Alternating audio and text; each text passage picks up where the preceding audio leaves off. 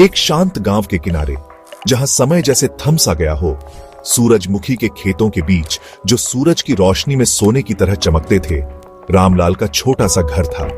यह घर मिट्टी और प्यार से बना था, जहां हर कोने में सादगी और शांति बसी थी। वो वहां अपनी पत्नी पार्वती के साथ रहते थे। पार्वती जो अपने स्नेह और ममता से घर को स्वर्ग बनाती थी।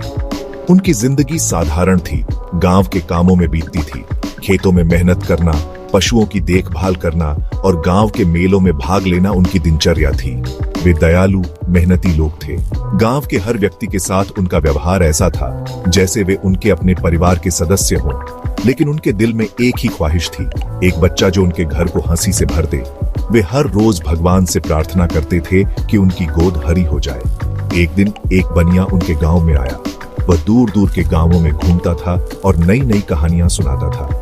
उसने एक दूर देश की बात की और चंपा नाम की एक सुंदर युवती की, जिसे आश्रय और परिवार की तलाश थी। उसकी कहानी सुनकर गांव के लोग मंत्रमुग्ध हो गए। पार्वती का दिल धड़क उठा। उसे लगा जैसे भगवान ने उसकी प्रार्थनाओं का जवाब भेजा हो।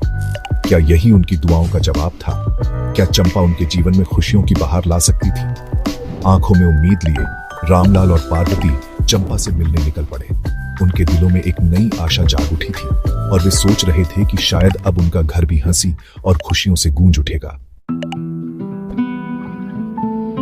उन्होंने चंपा को एक चमकती नदी के किनारे पाया। वह नदी के किनारे खड़ी थी जैसे किसी स्वप्नलोक की परी। उसकी उपस्थिति ने पूरे वातावरण को जादुई बना दिया था। उसकी सुंदरता अद्भुत थी, जैसे कोई परी। उसकी लंबी बहती हुई बालों ने उसे और भी रहस्यमय बना दिया था। उसकी हर एक हरकत में एक अनोखी गरिमा थी। उसकी आंखें एक अनजानी गहराई से चमक रही थी। उन आंखों में एक ऐसा आकर्षण था जो किसी को भी मंत्रमुग्ध कर सकता था। ऐसा लगता था जैसे उसकी आंखों में कोई छिपा हुआ रहस्य हो। जब उसने बात की तो उसकी आवाज झंकार की तरह थी। उसकी आवाज में एक ऐसी मिठास थी जो सीधे दिल को छू जाती थी। उसकी हर बात में एक गहराई और सच्चाई थी।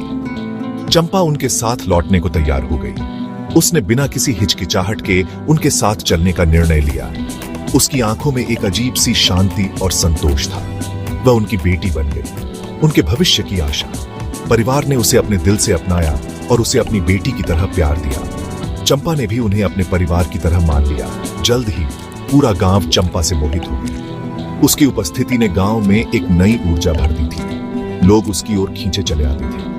उसका मीठा स्वभाव और मनमोहक व्यक्तित्व लोगों को अपनी ओर खींचता था। वह हर किसी के साथ बहुत ही स्नेह और आदर से पेश आती थी। उसकी मुस्कान में एक ऐसी कशिश थी जो किसी को भी अपना बना लेती थी। लेकिन उसके पीछे पीछे खुसखुसाहट भी थी। लोग उसके बारे में तरह तरह की बातें करने लगे थे। कुछ लोग उसकी रहस्यमयता से डरते थे तो कुछ उसकी प्रशंसा करते थे। गांव वालों ने चंपा के आसपास कुछ अजीब घटनाएं देखी। उसकी उपस्थिति में कई बार अजीब अजीब घटनाएं घटित होती थीं। लोग इन घटनाओं को देखकर हैरान रह जाते थे। बर्तन ऐसे हिलते थे जैसे कोई अनदेखी शक्ति उन्हें चला रही हो। यह देखकर लोग डर और आश्चर्य से भर जाते थे। किसी को समझ नहीं आता था कि यह सब कैसे हो रहा है।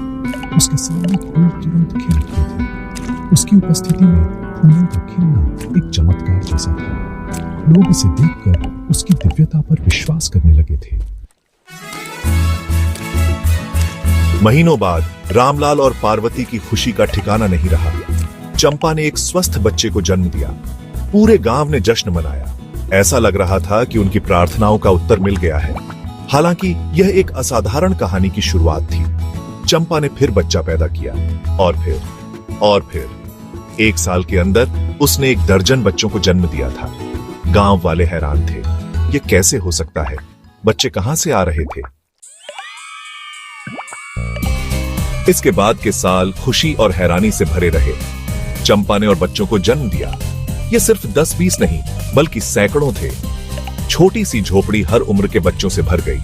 फिर भी चंपा पहले की तरह ही शांत और प्यारी रही। गांव वाले हैरान थे, कुछ डरे हुए थे, लेकिन ज्यादातर चंपा की अद्भुत क्षमता से दंग थे। वे मानने लगे कि उसे देवताओं का आशीर्वाद प्राप्त है। वे उसे उपहार लाते, अपने परिवार के लिए उसका आशीर्वाद मांगते। 5 साल बीत गए। चंपा ने 400 बच्चों को जन्म दिया था। बच्चे ऐसे थे जैसे उन्होंने पहले कभी नहीं देखे थे। वे मजबूत और स्वस्थ थे, हर एक जीवन और आनंद से भरपूर। वे कभी रोते नहीं थे और कभी लड़ते नहीं थे, लेकिन जैसे जैसे बच्चे बड़े होते गए वैसे वैसे फुसफुसाहट भी बढ़ती गई। लोग चंपा के असली रूप के बारे में सोचने लगे। यह जादुई महिला कहां से आई थी और उसका और उसके असाधारण बच्चों का क्या होगा। एक शाम एक झुर्रियों वाली बुढ़िया रामलाल के घर पहुंची। उसकी आंखें भले ही उम्र के कारण धुंधली हो गई थीं, लेकिन उनमें प्राचीन ज्ञान की चिंगारी थी। उसने चंपा और उसके बच्चों के किस्से सुने थे और उसने दावा किया कि वह सच्चाई जानती है। बुढ़िया ने गांव वालों को इकट्ठा किया। कांपती हुई आवाज में उसने चंपा का राज खोला। उसने कहा, चंपा कोई साधारण महिला नहीं थी, वह एक अप्सरा थी, एक स्वर्गीय परी, जिसे एक ईर्ष्यालु देवता ने श्राप दिया था कि वह नश्वर दुनिया में 400 बच्चों को जन्म दे।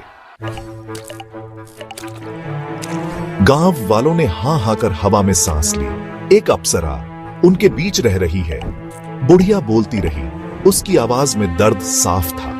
उसने समझाया कि एक बार चंपा श्राप पूरा कर लेगी तो वह अपने स्वर्गीय निवास पर लौटने के लिए आजाद हो जाएगी, लेकिन उसे अपने बच्चों को पीछे छोड़ना होगा। चंपा ने सब कुछ सुन लिया था। वह आगे आई, उसकी आंखें आंसुओं से भरी थीं। उसने बुढ़िया की बातों की पुष्टि की। उसने अपने बच्चों की रक्षा के लिए अपनी असली पहचान छुपा रखी थी, लेकिन अब उसके लौटने का समय आ गया था। उसने श्राप पूरा कर लिया था। गांव वालों पर सन्नाटा छा गया। उन्होंने चंपा को देखा, उनके दिल दुख और कृतज्ञता से भर गए। तभी एक तेज रोशनी ने चंपा को घेर लिया। गांव वालों ने अपनी आंखें ढंक ली। जब उन्होंने फिर से देखा तो उन्होंने चंपा को धीरे धीरे आकाश में उठते देखा। उसके 400 बच्चे देख रहे थे। उनके चेहरों से आंसू बह रहे थे। जैसे ही चंपा स्वर्ग की ओर पहुंची, उसका रूप झिलमिलाने लगा और बदलने लगा। उसके हर बच्चे में वही दिव्य प्रकाश चमकने लगा। वे भी बदल रहे थे। जब प्रकाश कम हुआ तो चंपा चली गई थी। गांव के लोग उसे खोजने के लिए निकले, लेकिन वह कहीं नहीं मिली। हर कोने, हर गली में उसकी खोज की गई, परंतु उसका कोई अता पता नहीं था। उसकी जगह एक सुंदर मंदिर ऊंचा खड़ा था। यह मंदिर पहले कभी नहीं देखा गया था, जैसे कि यह अचानक प्रकट हो गया हो। गांव वाले इस चमत्कार को देखकर हैरान थे। अंदर मूर्तियों की जगह 400 दिव्य प्राणी थे, जो एक अद्भुत प्रकाश से चमक रहे थे। उनकी उपस्थिति ने पूरे मंदिर को एक दिव्य आभा से भर दिया था, जिनमें से प्रत्येक चंपा से अद्भुत समानता रखता था। उनकी आंखों में वही करुणा और प्रेम था जो चंपा की आंखों में देखा जाता था। गांव वालों ने महसूस किया कि ये कोई साधारण बच्चे नहीं थे। वे समझ गए कि ये दिव्य प्राणी चंपा के ही अंश थे, जो उनके प्रेम और बलिदान का प्रतीक थे। वे दिव्य प्राणी थे जो अपनी मां के दिव्य सार को साझा करते थे। उनकी उपस्थिति ने गांव वालों के दिलों में एक नई आशा और विश्वास का संचार किया। गांव वाले घुटनों के बल गिर पड़े, विस्मय और श्रद्धा से अभिभूत।